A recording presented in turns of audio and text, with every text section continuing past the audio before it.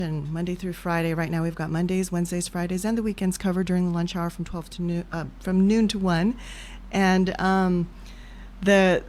what we try and cover here on Spotlight is all of the creative, unique, and different artistic endeavors within the city of Stockton. Today's guest I have is Larry Wible. He's a woodworker as well as a photographer. Thank you for being here, Larry. Thank you.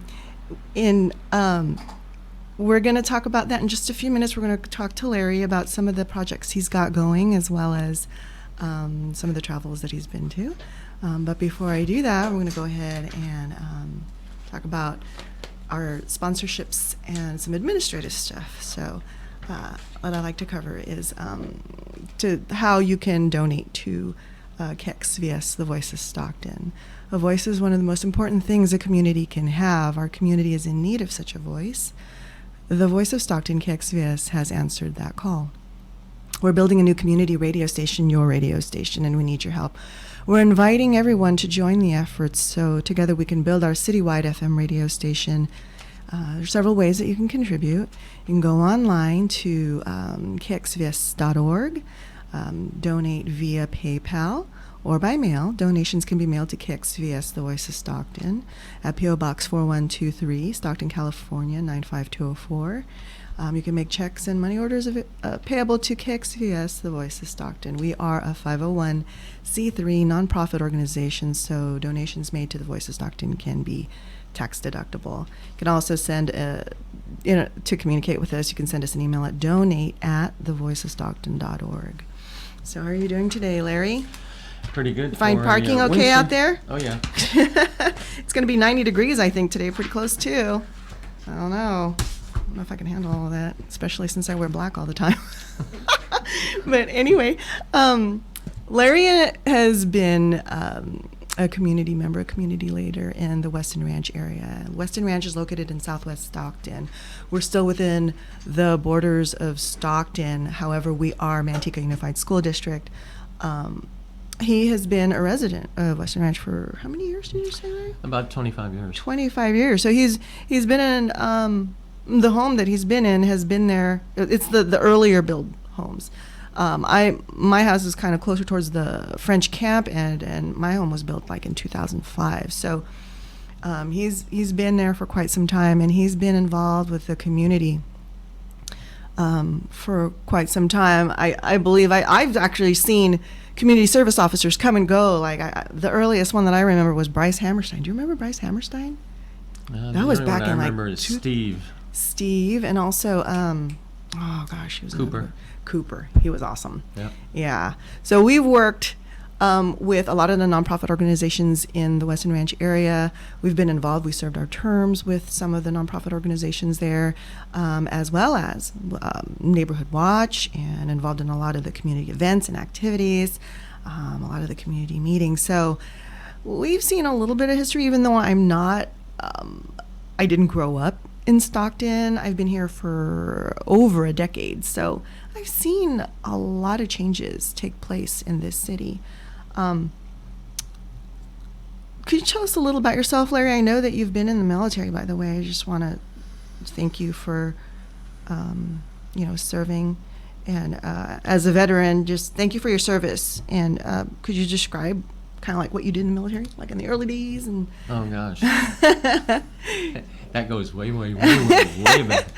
I'm always intrigued by, that time because it's so different from how it is now. Oh, yeah, totally different.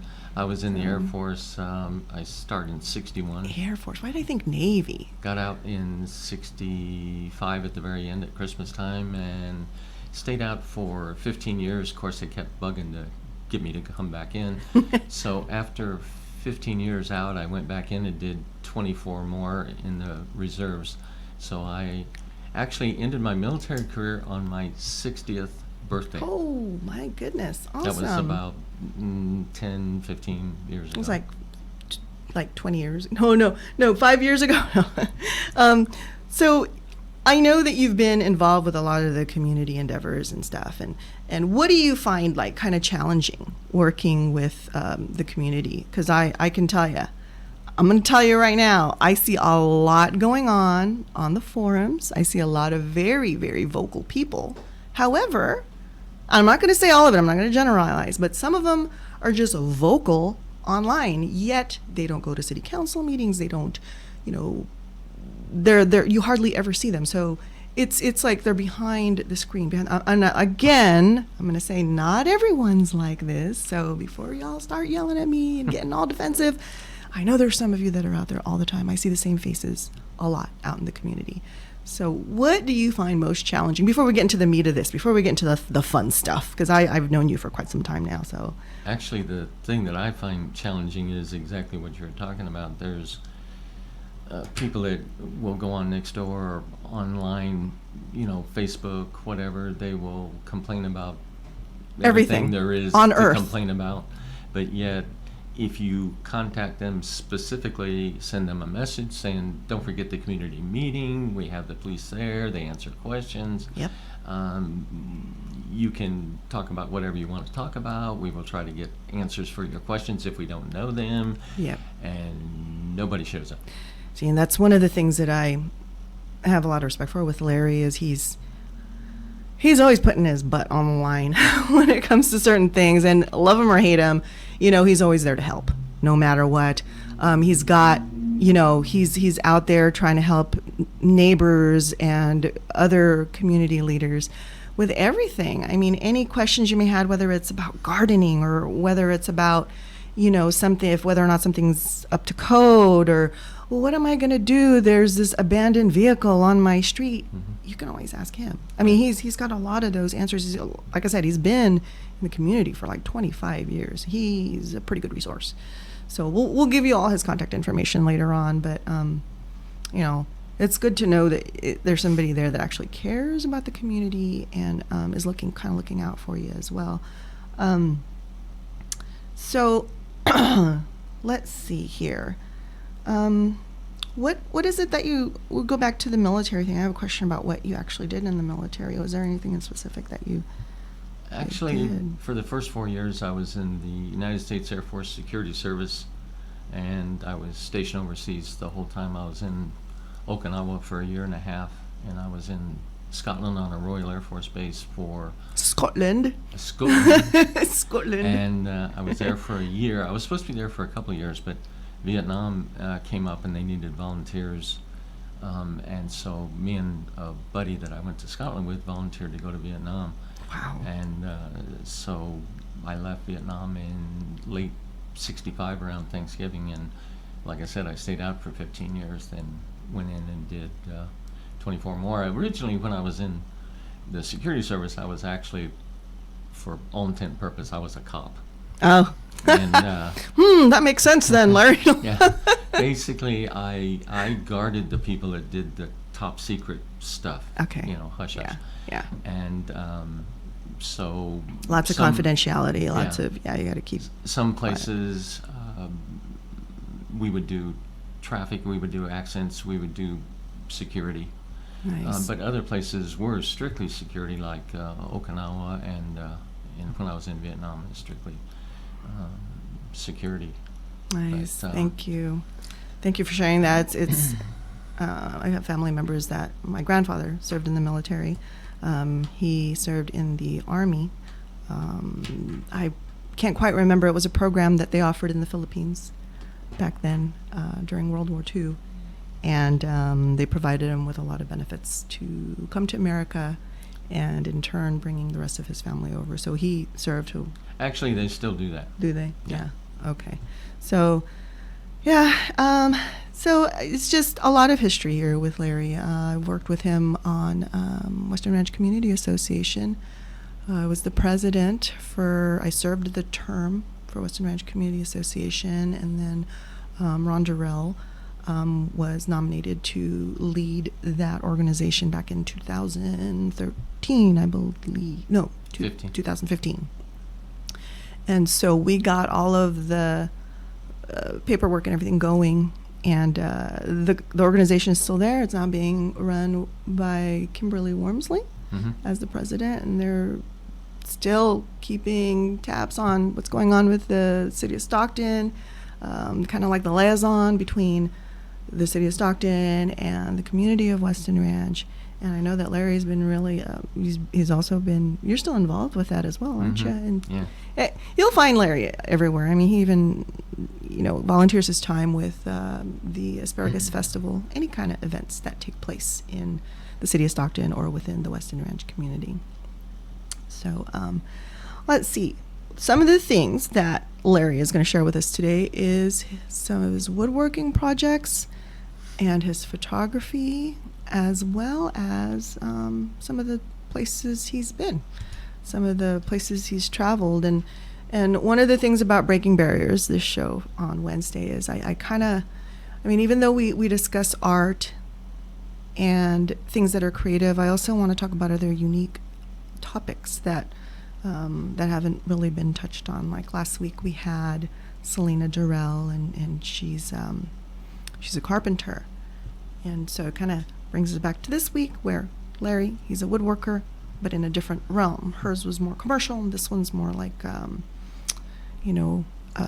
for fun and hobby and... For fun and profit. For for fun and profit. Yeah. So what I'll do is we'll talk about a little bit about what he's got in his workshop. If you look at the screen on the lower right there, you'll see a little bit of what he's got in his workshop. And there was a question. I've got quite a few questions, actually, Larry, for you from some viewers. They messaged me on Facebook, and one of it was, I'm gonna, I'm gonna bring this up like periodically throughout the show, just the questions if it fits in with the flow. The first one is, what are some tools I should buy to get started? And that's from Jason. Wow. Looking at your shop here, I don't think they can start with all that stuff. No, actually, somebody made a comment one day to me. Gee, when I was, I don't know, I sent a picture of something I was working on currently, and somebody said, "Wow, I really like your shop." And I said, "That's not my shop. That's my garage." I said, every night, no matter what I'm working on, for an example, you see those 3 carcasses there, which turned out to be 3 4-drawer chests. I made them all at the same time. They are virtual triplets, and all the drawers, all the sizes, all the dimensions, everything are virtually the same on all of them. So I told the person that I was making these for, if you take a drawer out of one of them and you forget which one it goes back into, it doesn't make any difference. It should fit right in. It's all applicable. Right. Yeah. And actually those 3 ended up going to, I shipped those to Tucson for the woman that actually lived here, but her family lived in Tucson. But it takes a long time. Starts out a square, then it goes to the face frame, and then you start cutting the drawers. There's another picture of the drawers. Let me see if I can get to that. After the drawers were, started, and then they get stained. I usually use a red mahogany for pine. There it comes is. out really, really good. But I would say initially, first of all, I am not a woodworker or a carpenter by trade. I did not touch a piece of wood or a machine until I moved here 25 years ago, and even then it was 2 or 3 years after I moved here that I went out and bought a portable Craftsman. I'm going to dump on Craftsman for a second, just because you can. Why not? That machine couldn't keep tolerances, and I was always complaining to my wife. I made a bunch of combination knife holders / easels for that's right. cookbooks. Yeah. About the 2nd or 3rd Christmas I was in Stockton, and I was always complaining about the fact, it won't keep a tolerance, So one day my wife, after about a year, she came out, she says, "Come on, close the garage door." I said, "Where are we going?" "We're going over to Pleasant, and I'm going to buy you a table saw." It's time. Yes. And actually it's kind of strange, because I bought a Craftsman, which it was affordable, couldn't hold a tolerance, and now today, 3 table saws later, I have a Craftsman. 3 table saws later. Well, sometimes the manufacturers of those things improve the product line. So, but all depending on your space, naturally a table saw. yeah. I hate to say it, but Table saw. If you see around my shop in there, and maybe she might show some other pictures too. I'm not Yeah. sure. I've got chop saws. I've got roll-around carts. I've got a DeWalt planer. I've got space for my table saw naturally, but I've got cabinetry and stuff like that. It just so happens my garage happens to be maybe as little as 4 or 5 inches bigger on each side, so I can still get the cars in, and I have a spot for every single thing that I've bought over the years. But ultimately she says, well, can you use one of these, like a planer? She bought me a planer like a year ago, and I said, yeah, I'll have to get rid of my shaper though, because I only have so much space. But a table saw, I would say a good orbital sander. Okay. Not a square sanding pad, and not a pointy one, whatever they call those. Oh, One- not the square ones. No. Get Orbital is way, yeah. Yeah, get one that is round, and you'll use anything from 40 grit, 60 grit, 80 grit, 120, or 120 or 220. I would say, screwdrivers. The basics, the basic Yeah, tools, basic obviously. stuff. Yeah. Yeah. Like you'd find in And the she's tool going to chest. give you my phone number later on for people that are Yeah. local, or even if you're not local, if you want to know where to go. And That's the beauty of YouTube. Yeah. We're going to be able to capture different audiences from different areas and not just Yeah. locally. But yeah, I'm looking at your your pictures, and that's pretty elaborate setup there for a garage. well, it's kind of So- funny. You have to have a workbench, right? Yeah. I mean, you have Yeah. to. Well, what I did, you can't see it there, but I went out and bought a 4x8 sheet of 1/4-inch ply, and that's underneath my car, although currently it's underneath my wife's, but anyway, it's underneath my car. And then I got two 2x4s, and I got two horses. And so every time I want to work on something, especially something big, I pull out the horses, put the 2x4s across them, lift the plywood up on the 2x4s, screw it into where it won't move around, and then when I wrap everything up around 3, 4, 5 o'clock in the afternoon, I take all of that apart, put it back underneath my car, and I bring Wow. my cars into the garage. I got to tell you the story. When I first moved to Western Ranch, in fact, we hadn't even moved in yet, and my wife says, we got a lot of stuff. We got my stuff, we got your stuff, we got mom's stuff, because she invited my mom to live with us, because my mom was getting up there in age. And she says, oh, well, if we don't get it, put away the very day we move in, we put it in the garage. I said, no. The only thing going in that garage that night is our 2 cars. Well, where do you want to put the boxes? I says, put them in the living room. She says, but it'll look, I won't tell you what she told me, but it'll look bad there. I says, well, it'll give you and my mom an incentive to get the stuff put away then, but you're not putting them in the garage. And Yep. my garage is still clutter-free. It is. It's very. I've actually seen his garage. It's very. The cabinets too. You've got. I mean, it's pretty amazing. Everything's really organized. Well, there was a guy that lived there for only about 6 months. He was in the Navy, and my wife knew him. Actually, she worked with him, and he only stayed there about 6 months, and he got transferred to San Diego. So that's why we bought the house. Yeah, It was yeah. in March of '93. 93. So it's been almost 25 years. So the house was built. Had to have been built in the early And it 90s. was like '89 because it was a semi-custom home. The guy only built like 20 of them. Okay. And It's hard to believe that community has been around for that long. I keep I thinking it's know. only been like, new millennium, 2000 type development tract homes, but actually it's been around for a lot longer. And it's always been within the Stockton borders, right? yeah. Yeah. Okay. Barely. Barely. So I'm looking at this picture here. It's the sofa table. You were telling me about how you were using different materials. Yeah, I actually had a neighbor of mine up the street, and he finally talked me into getting more involved in YouTube and watching some of the guys on there. Yeah. And you see the legs there, 4 legs. Mm-hmm. That, in fact, actually, the whole thing is built out of alderwood, which is not a cheap wood. It's like Alderwood's nice. almost $3 a foot. Yeah. You know?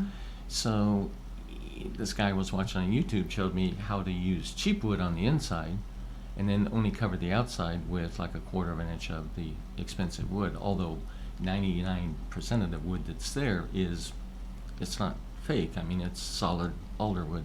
But inside the legs is pine. So I just made them 3+ inches, made them 3+ inches square, and then added the alder wood on the outside, which is only like 1/4 of an inch thick all the way around. Yeah. And Okay. that's the first time I've done that. It worked out really, really good. Okay, so we have other pictures with that sofa that we were just looking at, and this looks pretty elaborate here too. Are you able to see that there, Larry? I know it's hard to kind of. Is that the glue ups? I can't. Yes, the glue can't ups. tell. That's what it is. Yeah, when I covered the pine like that, naturally got to glue, the other wood onto that pine. So it takes a lot of clamps, a lot of time, get it done, and then after you take the clamps off and everything's set, now you got to round off the edges with a 1/4 inch round over bit, and then you got to let everything dry. And this particular wood, the reason I use this wood was because that when you spray it with polyurethane, it automatically changes colors. Nice. So you don't have to stain it or anything. You just put it on there. It's kind of whitish. Then you spray it, and it changes to that color. Okay, we're going to take a quick break. We're going to cover some more ground with some of this woodworking stuff that Larry's working on in his own garage. It's quite the setup. And you're tuned in to KXVS, the voice of Stockton, with our guest Larry Wible, and I'm your host Jocelyn. We'll be back in a few minutes. Thanks. Attention, Stockton. Are you experiencing a transition in business, relationships, health, or your life purpose? I'm Darius Oliver, and I help people to look within and find clarity and direction in their constantly changing lives. Tune in and listen with me as I go deep into your patterns and personal cycles through divine numerology.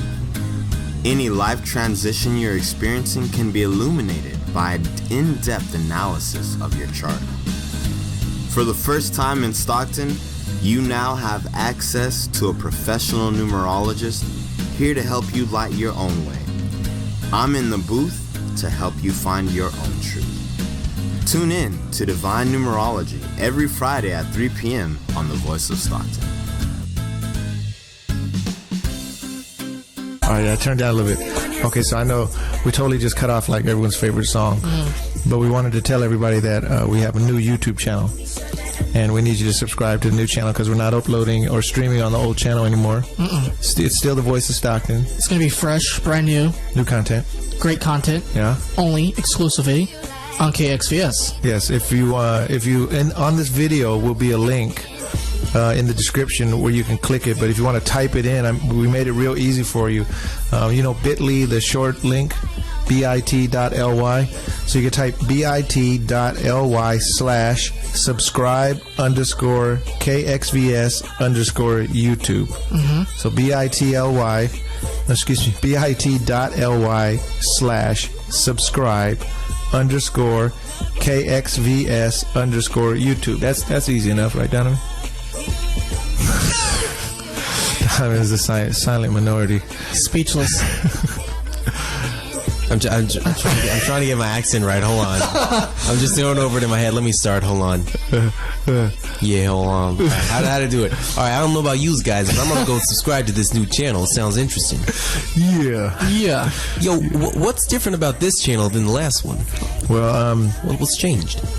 Well, we're making some changes. We're always doing something new, but this is something that we had to do this, and we've had to do this for a while. So this new channel, it's really not much different, except the channel will be different. So all our new content is going on the channel, and we're going to migrate all our videos over to that channel as well, and we won't be using the old channel.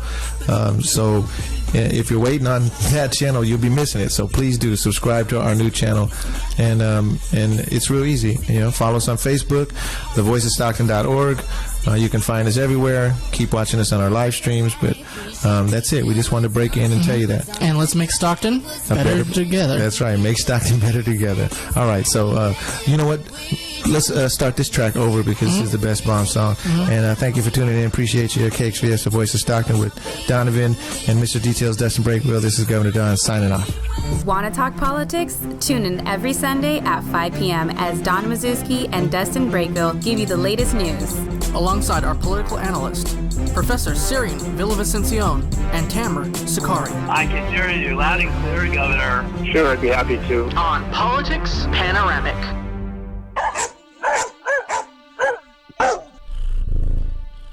Hi everyone, this is Dr. Julie Dameron, local veterinarian for over 20 years. I am so excited about my new radio show, Tales and Tips, on Tuesday morning at 10 a.m.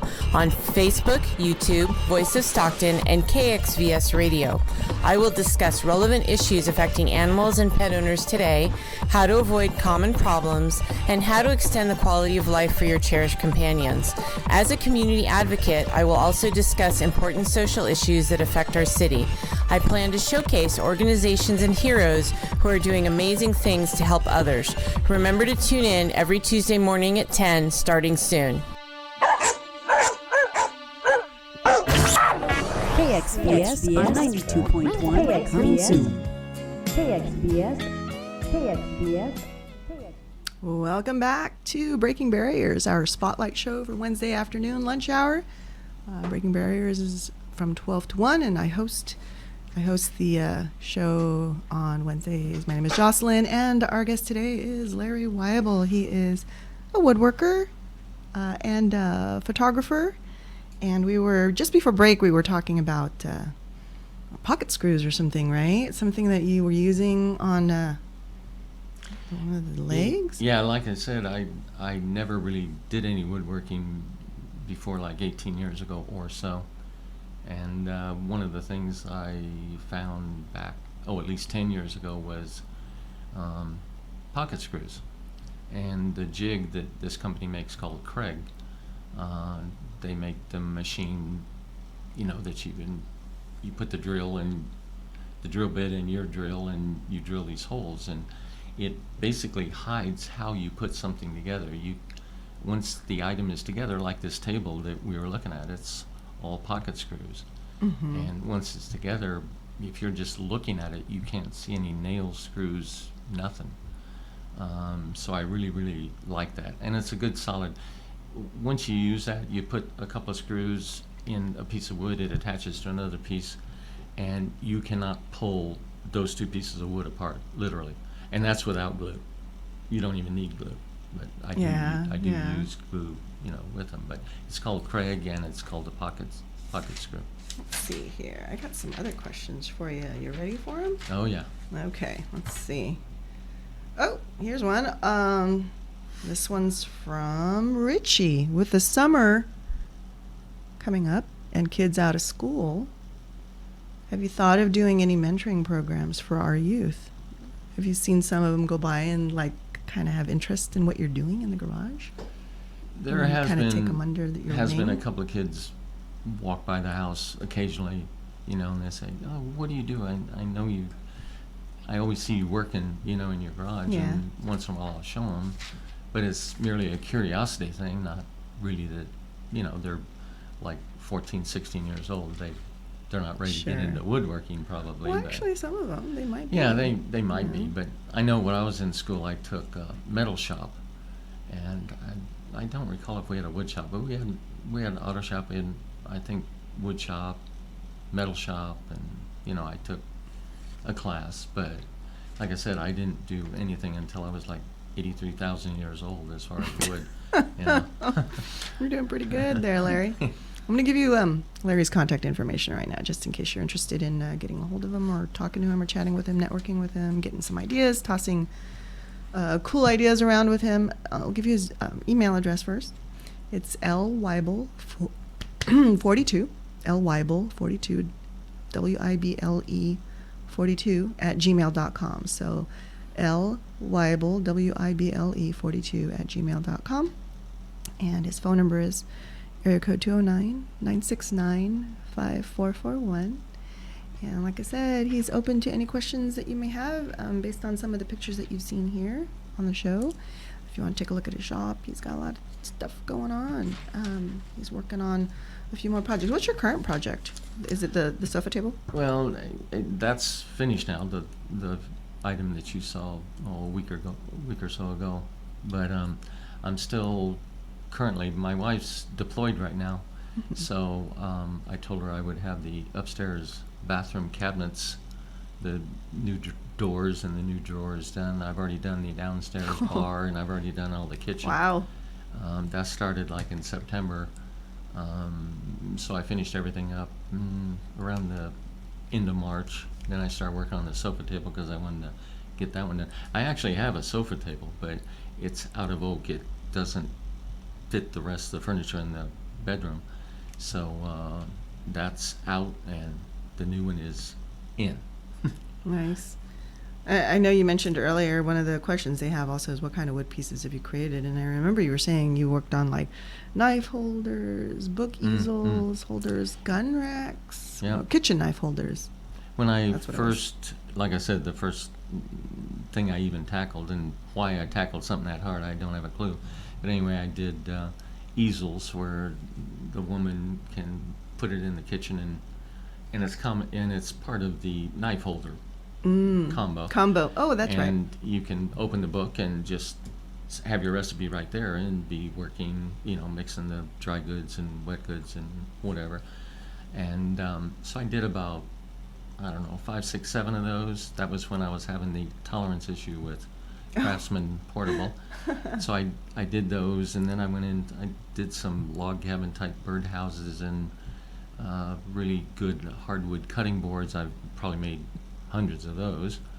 Yeah. And cool. I'm looking at a picture right here, and it says it's called a command board. Yeah. Now that looks awesome. My wife came home and she said, every squadron at Travis Air Force Base, she's a colonel in the Air Force, they have a command board, and you should have one of these in your squadron. It tells who the commander is in the first shirt, and airman of the quarter, stuff like that. And the line up on top is the command that you're under, and then the 4 down below would be like airman of the quarter, airman of the month, et cetera, et cetera. And so she says, I really need one of these for the squadron. So I kind of went over to Travis, and I went over to the wing office, and I looked at their command board. I said, okay, not a big deal. All it is a box with some trim molding around it, and then stain it and polyurethane it, put the appropriate hooks and everything on it. So that's the beginning of it. That's the big piece of plywood. It's a full 8x4 sheet. 8x4, wow. Then I made a box underneath that, makes it stand out from the wall, and then join those two together, and then on top of that I put some of that white trim, which is really not white, but it's bare wood. I just hadn't stained it yet.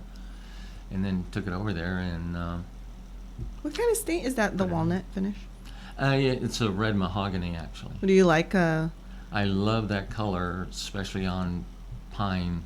I mean, it comes out really, really good, and if you put poly on it, it does shine. Brian was wanting to know if you prefer oils, waxes, or urethanes, or if there's anything else that... Once I stain it, I'm always polyurethane. Now, I did use liquid it in the very beginning, put it on with a brush, but there's only one problem with that. If you're dealing with something small, it's super simple, not a big deal. Yeah. But like that command board, for an example, that's a big board. So as you start brushing this on, you get like a few inches down the panel, and if you go back to spread things out or whatever, it's already drying, so your brush now will pick up the stuff and take it off of the board versus leaving it on the board. Yeah. So this friend of mine up the street says, you got to go over to spray can. Or now I could use a spray gun, but I don't have a paint booth or anything. So, and cans are like $8 a can. So when I start using that stuff, it's hundreds of dollars easily. Yeah. I remember that you were showing me some of that, and the really good quality. It brings the color out of the grain. It brings the grain out. Is there? Actually, there's another question I had here from Richie, who asked, "What is your favorite material that you like to use? Is there a specific kind of wood that you kind of are drawn to?"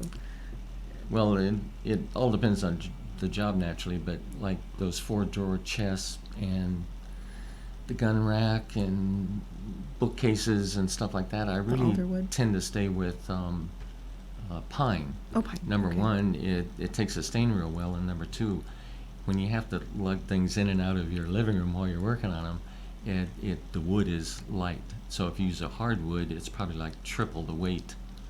Now, naturally, in certain cases, somebody says, well, I want oak, or I want, some other kind of wood, or they want ply, or they want straight one-by material, but you just have to kind of maybe sometimes talk them out of it and say, well, this is going to be real heavy, or it's not going to look that good with stain on it, or, something like that. Yeah. I like maple, but the thing is, maple is so soft. I have like a maple table, and anything. I mean, even if I just slightly touch it with my nail, it's already, it's done. There's a mark on it. If you're going to use, but it looks gorgeous. Oh yeah. If you're going to use pine, like for a table, all depending on the table. If it's a coffee table, it's okay. But invariably, somebody's going to come in your house at some point, a year from now, 2 years from now. They're going to put down a piece of paper, and somebody's going to say, oh, copy my number down, and they write on the sheet of paper, which indents that number right into your coffee table. Exactly. So exactly. You really got to watch out for stuff like that. Yeah. Another question that Richie had was whether or not you do custom orders for people. To a certain degree. I had somebody. I would be like, it depends on the person. No. Well, it depends on the item. It depends on the Somebody on the stopped project. by one day and said, "Oh, I'd like for you to build me a bar." Well, how big is this bar? Because number one, bars are normally big, and number two, they're normally heavy because they have a lot of wood in them. Yeah. And they want it. Oh, it's going to be like about 8 feet. Whoa, that's a nice bar. Can't do that because I have to clear this stuff out of my garage every night to put my cars away, which... Oh, that's true. You're going to run out of space. There's certain things small projects. Now, this is a bookcase. Yeah. And I made 2 of these for a single mom over in Vacaville who actually worked with my wife. And she said, I want it this tall, I want it like this. And by the way, when you built me those... 4-drawer chests, which I built the 2 for her first. Then I built 3 more and shipped them to her family in Tucson. But she says, I really like that color, so use the same pine. I wish we could see. I've actually seen this piece in person, and it is a gorgeous, rich, dark brown. It's can't really tell. But on you the can screen, also still see the grain and everything. Yeah, it's a great piece. So you had 2 of these? I built 2 of those. I built 2 of the 4-drawer chests for her. And then her sister flew up to babysit her son while she was deployed, and the sister saw the 4-drawer chest and told her family in Tucson, and that led to building 3 more of those. Yeah.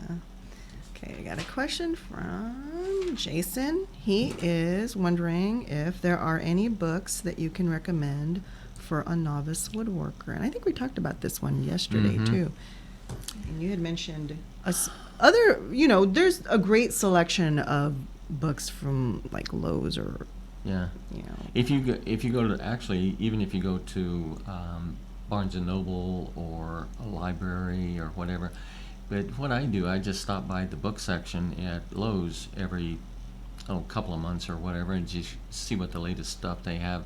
Magazines that are aimed at woodworking, but there's also books that tell you how to make bookcases, chests, how to do outside stuff like benches or chairs, stuff like that. All the basic stuff. See, this is for more of like a hobbyist, somebody who doesn't want to do the commercial stuff, doesn't want the pressure of constantly, having a deadline.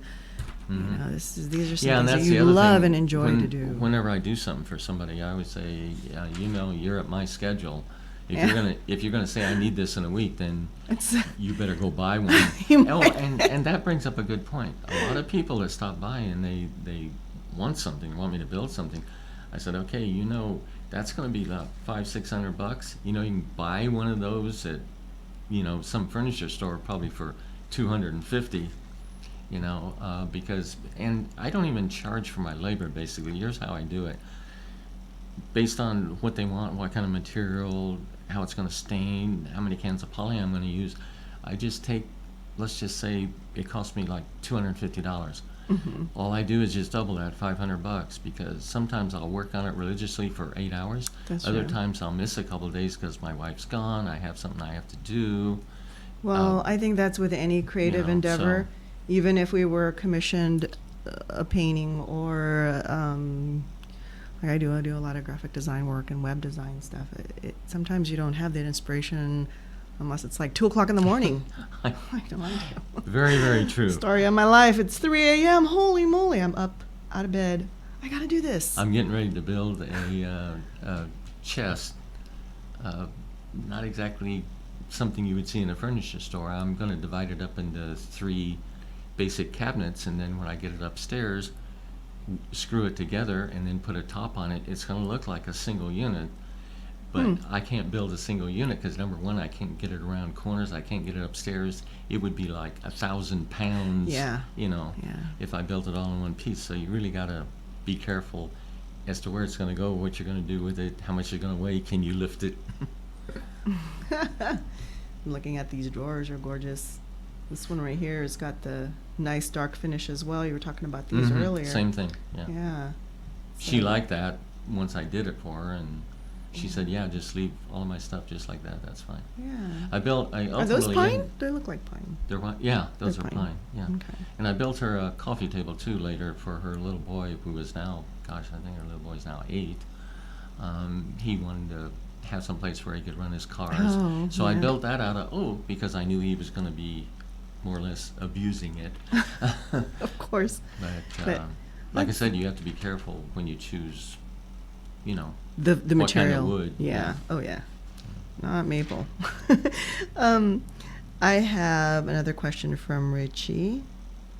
If you can go back, what was the first thing you ever made, and what was your inspiration? What got you interested in getting into woodworking? Probably- that is a really, really good question. That's a My good question, dad, Richie. way back in the day, and Way I'll back in the say day. back in the 40s and 50s, whenever you went to the grocery store, you had this big bin up front of boxes and crates that oranges came in from the produce area. Oh yeah. The boxes came from guys that stocked the shelves at night, and the crates and lugs, as they called them at the time, came from produce. It could be tomatoes, strawberries, oranges, whatever. Well, when they finished them, they didn't throw anything away. They just tossed it in this big bin. Oh yeah. So when you went to the grocery store, and the box boy, who I used to be one, would say, do you want a crate, or do you want bags, or do you want boxes? She says, well, I want boxes. So the box boy would go over to the bin and pull out a cardboard box. Now the flaps are gone because they've cut them off when they restock. But sometimes they say, oh, just give me one of the crates, so you go over and pick out a crate. You put all the groceries in it, help them out the car, put it in the car, boom, boom. Well, my dad used to go to the manager and say, do you mind if I look through your bin to see if I can find some, 3 or 4 crates? Well, he would take them home, pull every piece apart, take all the nails out, and he would build a cabinet out of those crates. Oh wow. Yeah. And don't ask me. They call that reclaimed now. Don't ask me how or why I got into it, but that's kind Pretty of much it. Kind of like what a, it started. I remember him doing that, and I just got the bug after I moved into Stockton, and like I said, went and got this Craftsman and just started making things. Yeah, So, that's awesome. Yeah, but, there's a lot of different ways of obtaining these older pieces of wood, which I find are amazing because they're well seasoned. They look great. They've got different variances in their grain and color. And It's called patina. It's reclaimed wood now. They have a name for it, and there's uses for it. And people go and scour these, places where an old barn was demolished, and it's pretty awesome. I actually have a piece at home that's from an old farmhouse, and it's a lead glass piece that was kind of destroyed, and we framed it, and so now we have it kind of in the window, so when the sun shines through, you can kind of see how the prisms kind of spread through the room. But and that was not even, that was glass that was very distorted if you go all the way back to the water 1800s. And you could look at it and you could see through it, but it was barely also distortion. Kind of like one of the apps on your phone. The distorted apps. Oh yeah, I was going to do some app reviews too, but I think I'm going to start doing that next week because we got a lot of ground to cover here, Larry. So again, I'm going to go ahead and repeat some of Larry's contact information. His email is lwible, WIBLE 42 @gmail.com, and his phone number is 209-969-5441. He's a fellow woodworker. If you're interested in woodworking, he's got some, he's a great resource, and also just to network, and he's a pretty approachable guy, I think, right? We've got, it looks like you're going on vacation soon, Larry. Yeah, let me say one last thing about woodworking, though. Oh, sure. If somebody's just starting or whatever. Yeah. And I've just become a fan of YouTube. Oh, yeah. Because somebody talked me into, you ought to look at this guy. You know what? I just remembered you telling me something about John Peters also, which is a good resource. Yep. This guy literally talks you through the entire thing. He is not time lapse. He doesn't stay quiet. He doesn't fast forward the stuff and expect you to pick up on what he's doing. I mean, he talks you literally step by through step. the entire thing. So he's really, really good. But his name is JohnPeters.com. And if you just go on the internet and just type that up, JohnPeters.com. He's got I've got the website. 200-300 different things that he's done, but they're all very professional. So that's a good resource. I mean, aside from all the books and stuff, if you're just starting to get into woodworking, also for some of our youth who's interested in getting into it too, something to do in the summertime, I think would be kind of neat to see what they can come up with, especially in the Weston Ranch area. We've got a lot of youth wanting activities and things to do there. So johnpeters.com, great step-by-step informational material and videos, and you mentioned YouTube as well. Those are all the resources that he has, but if you're interested in learning a little bit more about Larry, you can just go ahead and contact him through the email that I suggested, as well as the phone number that I gave you just a few minutes ago. So I was going to say, you're going to go on vacation here soon. Are you going to catch the Indy 500? Is that what you're doing? No, this year we're letting year? that go. Out of the last 10, 11, 12 years that I've had tickets, same tickets, always get the same ones. I think we've been 6 times, me and my brother. My family is all from Indianapolis, Indiana, Terre Haute, just that general area. And we're not a close family. Sometimes we won't see each other for like 10 years. They're in Indiana, we're in California. Kind of far, yeah. The distance makes it challenging. But last year we were there for the 100th running of the race, which was a big deal. I bet. And like I say, I have 3 tickets for me and my brother, but the only reason we have 3 is because we need butt room. So we never take the third person. That's Jaime, the guy that sits between us. So that's nice. Okay. And I might add, if anybody ever wants tickets, and these are really, really good tickets, they're in turn 2. You can see about 80% of the track from these seats. You can contact me about those too. This is probably going to be the first year when I'm going to lose $300 because they're $100 a seat. And this year, nobody has come back to, want the tickets. I've even had my cousin put them online and everything. Oh, what a bummer. Yeah, this will be the first year nobody has bought.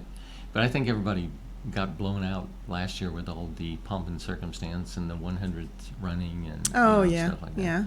I didn't get a chance so to we catch were it, back so. there for the 100th year, and we were back there last year for the 100th running. And the reason is because for 2 or 3 years during World War II, they didn't have any races, so you have the 100th year of the race, and you have the 100th running. Actual which is, running, yeah. Yeah. Okay. So, I got a little slideshow here of some of the photography work that you've done. Wow. yeah, some of these. Pretty good. I love the waterfall. The That's one great. that she just showed of the Golden Gate Bridge, that was actually stop the water a slide. assignment Get over from a there. class I took at Delta. Got This an one A right on here? that. Yeah, that one. Got an A on that. In this particular morning, there's a parking lot right there where I'm standing, and usually you can't even find a parking place. Well, this is like 7:30 in the morning. I think it was like in September or something. I was the only car in that parking lot. I saw this ship, the one you see there, coming down from like the Bay Bridge, and so I parked real fast, got my camera, walked out, a few feet, and took this picture. And I even had several people tell me, plus my instructor, that's one of the best pictures they've ever seen of the Golden Gate It's pretty Bridge. clear. Yeah. Yeah. It's really clear. So, along with your travels, you're able to take all these awesome pictures, and looks like you've got, let's see here. I had another one. You were telling me about it earlier. Oh, the sunrise one? Yeah. Let's go over there and see that. You got some good ones here. That's it right there. Yeah. That particular one was taken around 2010, give or take. It was like 22 degrees at night. This is Rancho Seco Nuclear Power Plant, east of I think that's why the sky's like that. Galt. Yeah, really, it's red. But I wanted to take a picture of the cooling towers. Anybody that knows nuclear power, you understand cooling towers. And I had my camera all set up. It's really cold, and so I had it pointed at the cooling tower. So I'm thinking, well, the sun's coming up behind me, so in half an hour or whatever. So I would get out every so often and check the camera, see if the cooling towers were lighting up yet. And so all of a sudden I went and checked it one time, and when I turned around to walk back to the car, I saw this and I said, wow, that's my picture, not the cooling towers. So I snapped it off Turn real around. quick. Look and what's behind you. that's one of Yeah. my projects for my class at Delta. I got an A on that too. He says, how'd you get that? Wow. I said, I don't know. Oh my goodness, too funny. Okay, well, you're coming up. You're gonna be traveling next. What you said you were leaving this weekend, Leaving right? Sunday, going down to pick up my Where are brother you headed in San off Diego.